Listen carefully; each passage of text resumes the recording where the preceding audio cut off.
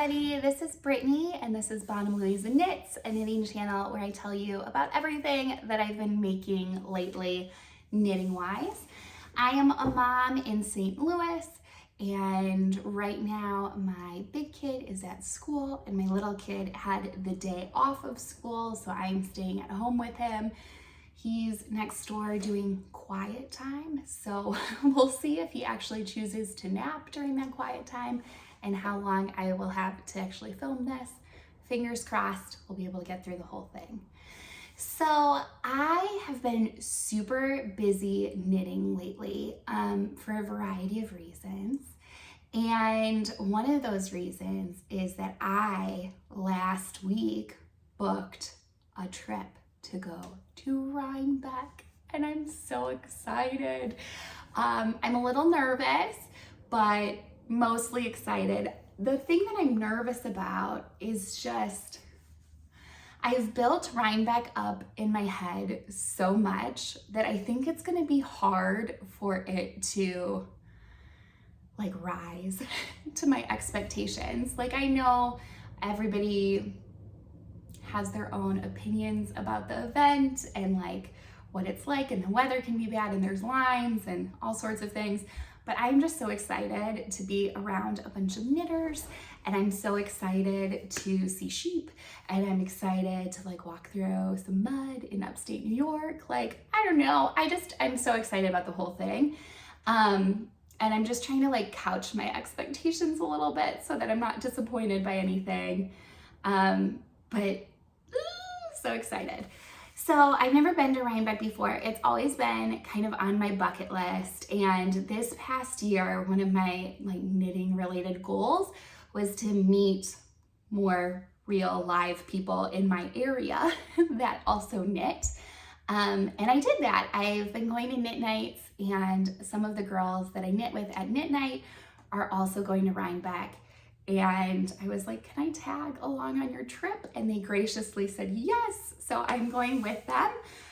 And I couldn't be more excited. It makes it super cost effective to be going in a group because we do live in St. Louis. We wouldn't be driving to Rhinebeck. It would be like, I don't even know, an 18-hour drive or something.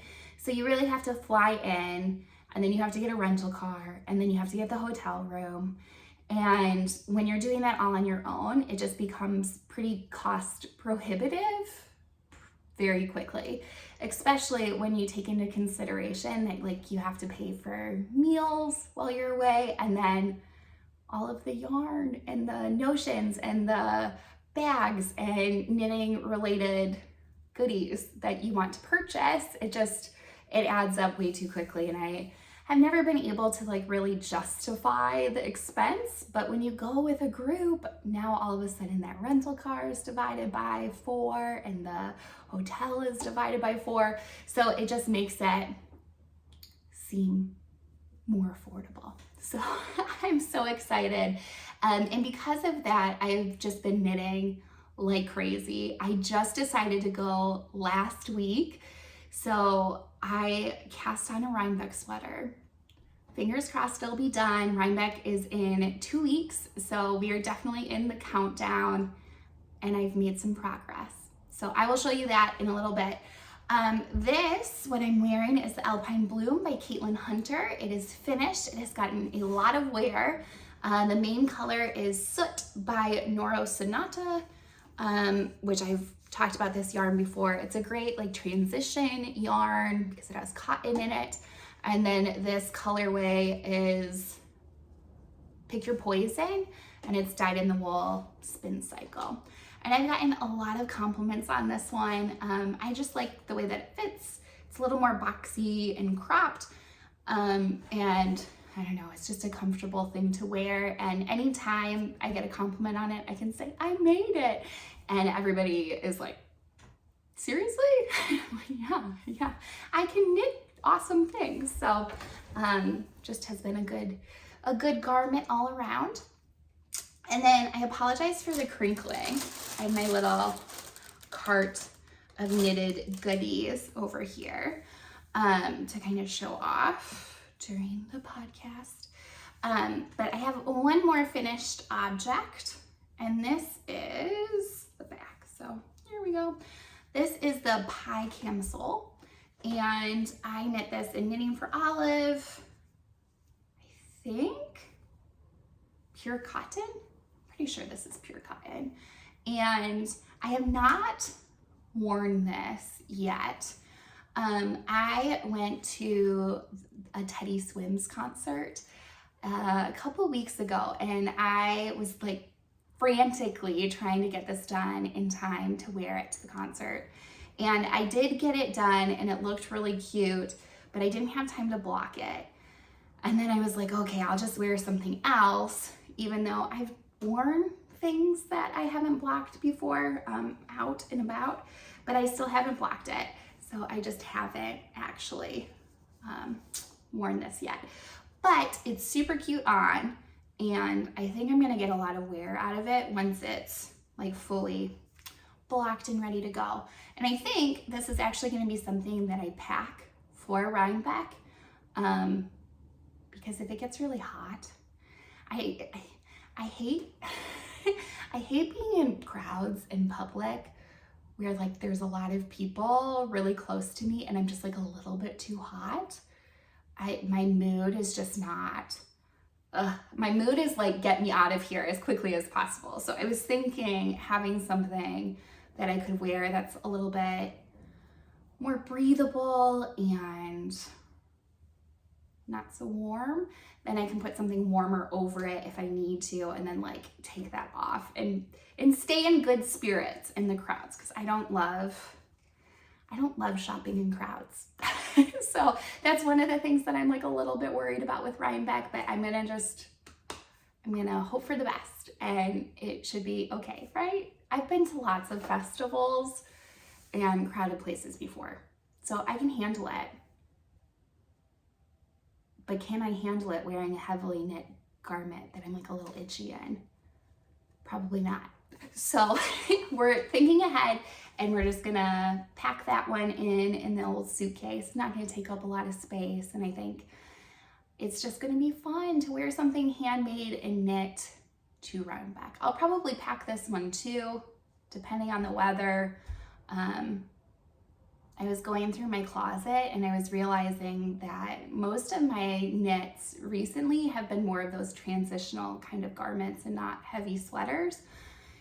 And when I think Rhinebeck, I think like chilly kind of environment, and I don't think it will be this year. I think it's going to be pretty warm. And I also think of rain and mud from last year,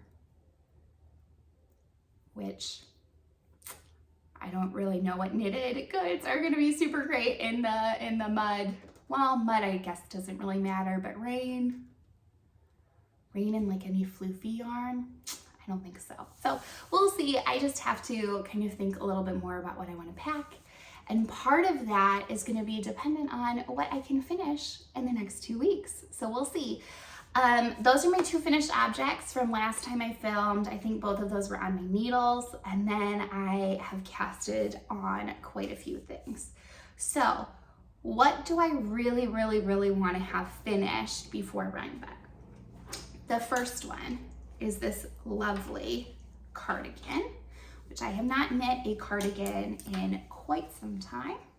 And this is how far I am right now. So I'm like a pretty good distance down the body. I can show you the back. I already did sleeve separation, and then I need to continue sleeves. And then once the body's done, there's ribbing for 7 inches down here, and then you pick up for the button band. This is the Step by Step cardigan by Florence. And the yarn is Noro Madara. And I don't remember what the colorway is, but it's this really pretty bluishy gray speckled yarn. Tweedy bits, I should say, not really speckled. But I've seen a lot of people knit with this yarn, and I was having some yarn envy. And I looked all over for it online, and it, I think, became so popular that it was just hard to find a sweater quantity of it anywhere. And a lot of people are knitting with it in the sake colorway. And I think that yarn is beautiful, but I could not find it. I could not find it in stock in the amount that I needed. So I kind of let that dream go, and I was like, it wasn't meant to be. I can't find it. Like, let's not worry about it. Let's just get something else for my favorites on Ravelry. And then I did the St. Louis yarn crawl, and about halfway through, I came across a yarn store. It's the Bead Place in Illinois, and they had a sweaters quantity of this Noro Medora. They also had it in like a yellowishy, brownishy green colorway as well, which I think would be really cute, but not as good with my complexion. So I went with this one, and I was not planning on buying kind of an expensive yarn sweater quantity on the yarn crawl, but I'm really glad that I did, because I think this is going to be a great wardrobe staple, and it's neutral enough that I think it can go with a variety of things. Like, you can wear it with brown, you can wear it with black, you can wear it with khaki, you can wear it with like olive green pants. So I think that this will be, in the long run, a very good investment staple garment. So I'm excited, and I think I'm really hoping, at least, that I can get this done before Rhinebeck, because how pretty would this be to be able to just like take off and then have that little pie camisole on underneath. It'll be really cute. I even think I could wear it on top of this, but that might be too hot for me. To be perfectly honest, I don't know what kind of weather that would entail for me to have this and that on at the same time. It would have to be like below 0, because I will sweat. I will be sweaty. Okay, so that's one thing, and I think I've had some pretty good progress on it. That's my newest cast on. I cast that on right after I booked the trip a week ago today. So in a week's progress, that's pretty good, but I have 2 weeks left. I think I might beat it. I think I might make it. We'll see. And the other one that I really want to have done, because if it is a little warm, I think this will be lovely as well to have in my suitcase. And this is the Air Tee by Ozetta, and it's pretty crinkled in its bag because I put this away a week ago when I started casting on that other one. So the yarn that I'm using with this one is the Sauna, and the Sauna is Wool Dreamers in the colorway Serachef. So it's looking a little yellow with the light in here. I always have a little bit of trouble with the light. It is pretty naturally bright in here, but I don't have an overhead light, so I think that messes with colors a little bit. But this is such a lightweight t-shirt, and I love this little detail on the back. It's like a strip that you then pick up and knit down, so you have like a band along the back of the sweater. And I already did my sleeves, and I just need to weave in my ends here. That's what all of this is. And I already did my neckline and picked up for that. It's kind of this cute rolled I-cord edging. And then I already did it on the other sleeve as well. So really it's just knitting down through the body and then casting off with that same three stitch I-cord, I think it is. It might be a 4-stitch. But I think that this is possible. I don't know if this is possible in conjunction with the sweater. It might be close. Or this might be a good project to just have with me because I'm just knitting in the round. So if I don't make it, it's not the end of the world. I can just have this be my Rhinebeck project while I'm there, but I would like to finish it. And I have these really cute stitch marker progress keepers. Let's see if I can get closer. And those are from Hello Lavender. Okay, one more work in progress. This one is really not, I'm not bringing it with me So it's kind of on the back burner for a while. And this is the big rib sweater, which it doesn't have needles on it right now. So not ideal, but I just have this part done.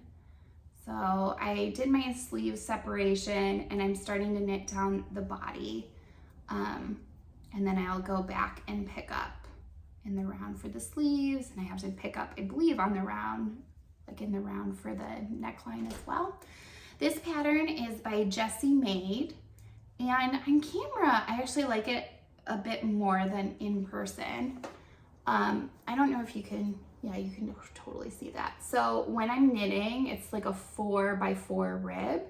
The last row of my knitting into the purl looks wonky. And from far away, I don't think it's a big deal. And it might block out fine, and it's gonna stretch, and I think at this distance, it's okay.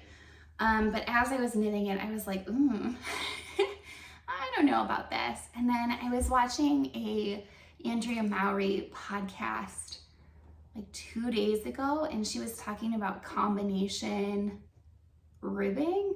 So like how you can get your purl to use less yarn.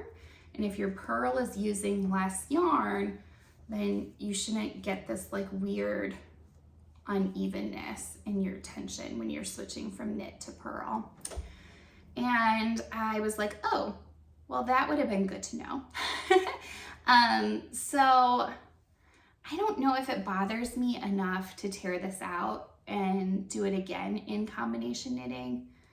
I could potentially just switch to the combination knitting now. I mean, it's not that crazy amount of a sweater already finished to like kind of switch that up. I'm not sure. And the yarn for this is Wool Folk. I believe it's called Fleck. Let me see. I have a button or a ball band. Wool Folk Taj, number 24. So, what do I have to say about this yarn? This yarn makes me itchy. And it has 25% mohair. And this year I realized, as I'm losing stitches, I realized that mohair, I have some sensitivity to it. So as I'm like moving this around, when I'm knitting it, it's not that big of a deal, but when it's like touching my skin for a long period of time, that's not my hands, it's itchy. So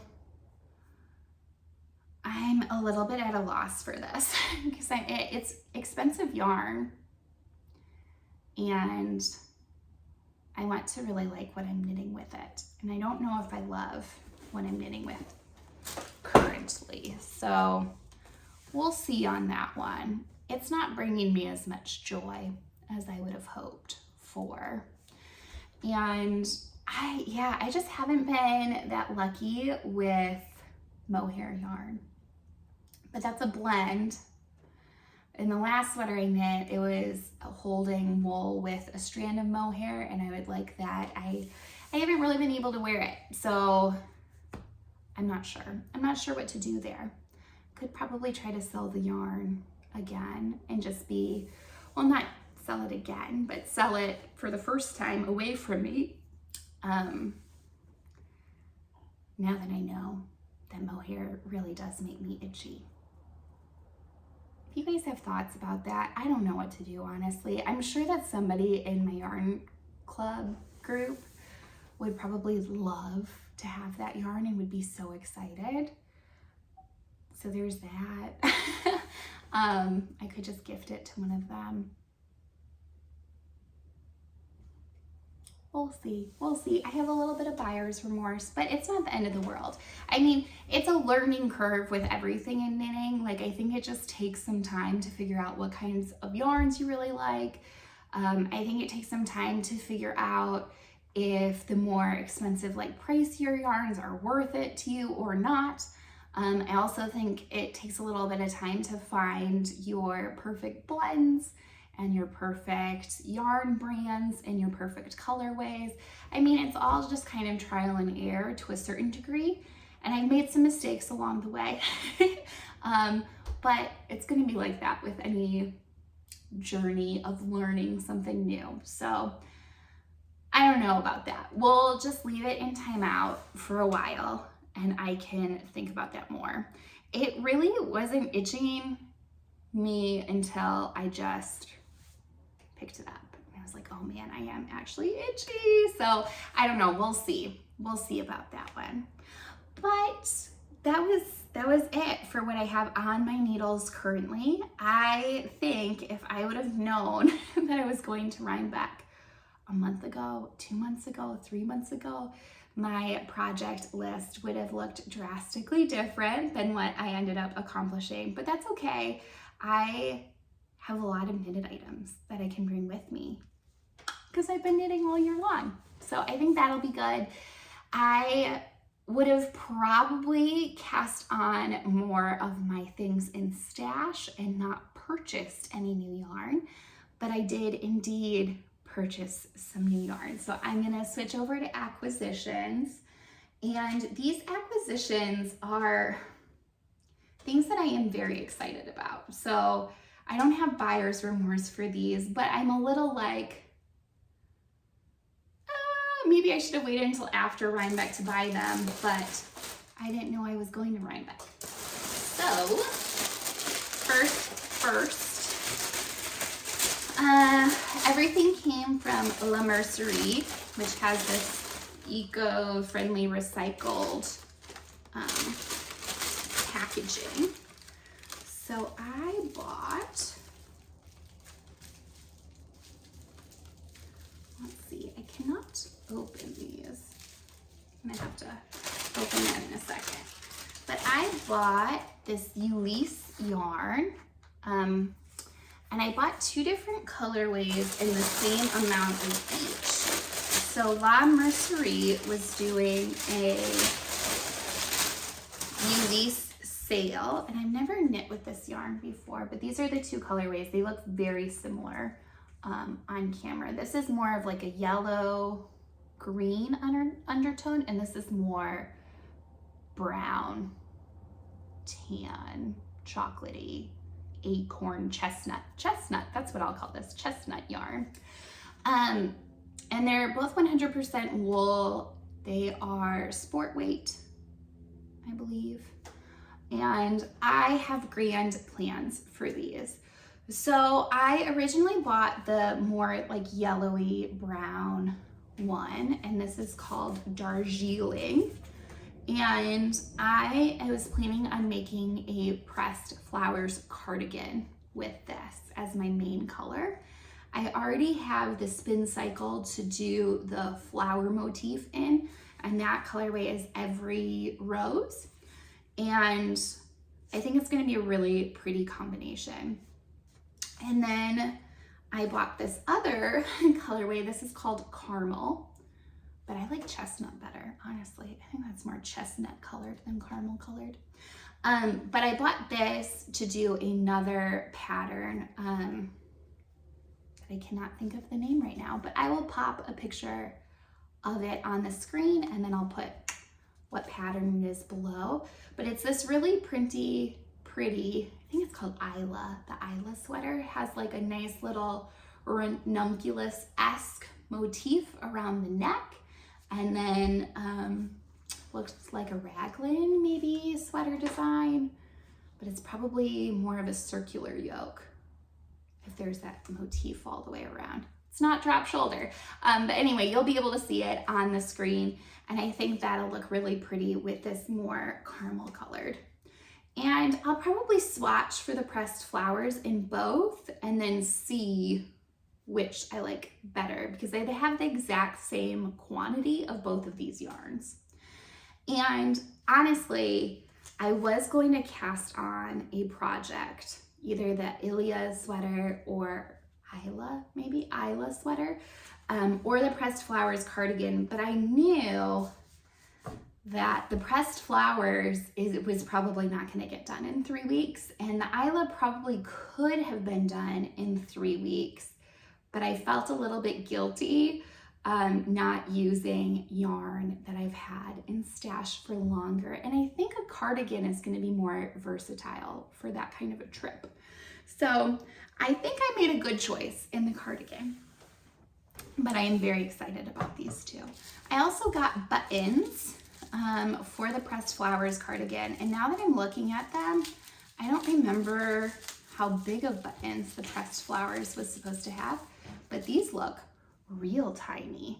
So I might have ordered the wrong size, which I love, like this tortoiseshell kind of coloring on buttons. So I probably will just buy larger of those. And I'm gonna have to buy buttons for my step-by-step cardigan. I don't have those yet either. So I'm gonna have a busy little time on my hands in the next couple of weeks, but I couldn't be more excited. Let's see, what other things do I have to tell you all? I'm shocked that I had all my acquisitions and 2 projects done, 3 like in the progress, and 26 minutes later, I am done. But I'm not really done talking, am I? But yeah, that's kind of everything knitting that I've been making and my acquisitions. And now I'm just gonna do a little bit of chat about Rhinebeck. So I'm having like some, I don't know, confusion maybe. So if you guys have been to Rhinebeck and you have any tips or pointers for me, please let me know. I want to make the best out of the experience like that I can. And I kind of want to give myself a budget, but I kind of don't. I'm in this weird position where I do own a lot of yarn. I do have a lot of yarn in stash. As you just saw, I have 2 sweater quantities that I just purchased within the past month. I do have that Taj that I'm actively knitting. And then I have a couple more sweater quantities in stash ready to go for projects. So I was looking at my queue. I think I have 9 bigger projects that I already have yarn for. 6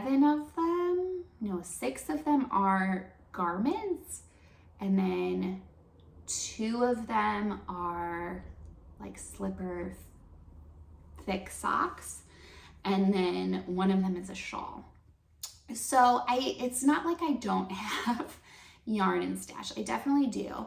And I know that everybody kind of does their stash differently. Like some people love to have 50 sweater quantities worth of things, but I don't think I'm one of those people. I think that would stress me out.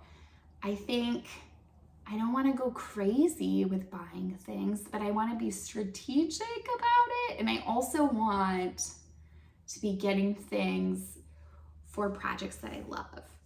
So I have a long list of favorites.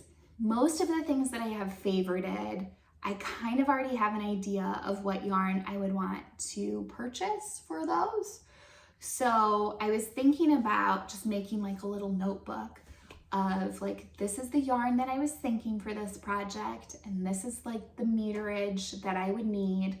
And then if any of the vendors have that yarn, I can like feel it and decide if that is indeed the yarn that I want to use for said project.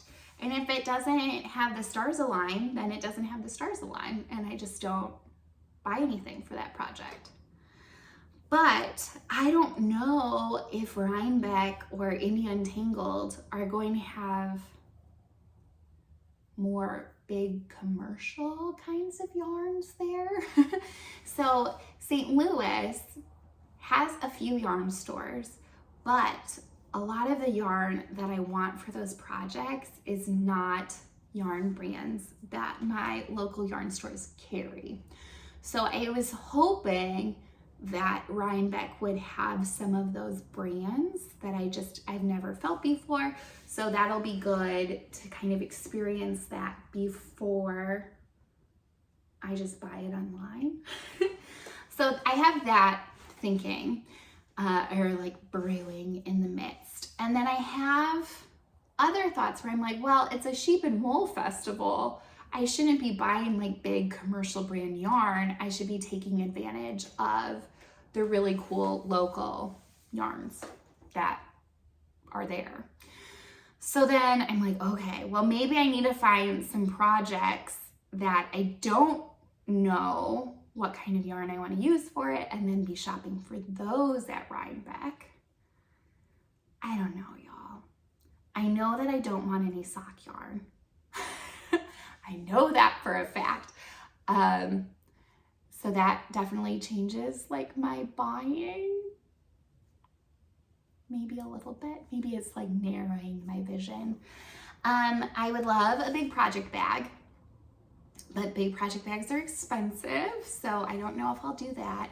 I don't really need any like knitting notions or anything like that. I wouldn't mind buying a drop spindle, but these are my sock blockers, so I don't need those. Knitting needles I'm good on. I love my little knitting needle pouch already. I'm good on like soap for my projects. I probably have enough stitch markers and like progress keepers, but I could totally see myself buying some more of those as just like an impulse purchase. So I don't know. I think I have to like figure out my shopping list a little bit, but I'm like very worried about doing that. So if anybody has advice about how they approach Rhinebeck, I would love for some input. Because what I'm concerned about, it's like a very convoluted spiral of a conversation. And I probably already told you what I was concerned about, but here's another concern. I am a little bit concerned that I'm gonna go and I'm gonna get overwhelmed and my mind is just gonna go blank. And then I'm gonna see really beautiful yarn that I definitely wanna buy, but I can't think of a project. And I have a rule that I don't buy yarn if I don't have a project in mind. And what I don't want to do is like be frantically searching through Ravelry on my phone so I can justify buying said yarn, because I don't think that's going to be fun for the other people in my knitting group who are like, why is this taking you so long? I'm way overthinking this, aren't I?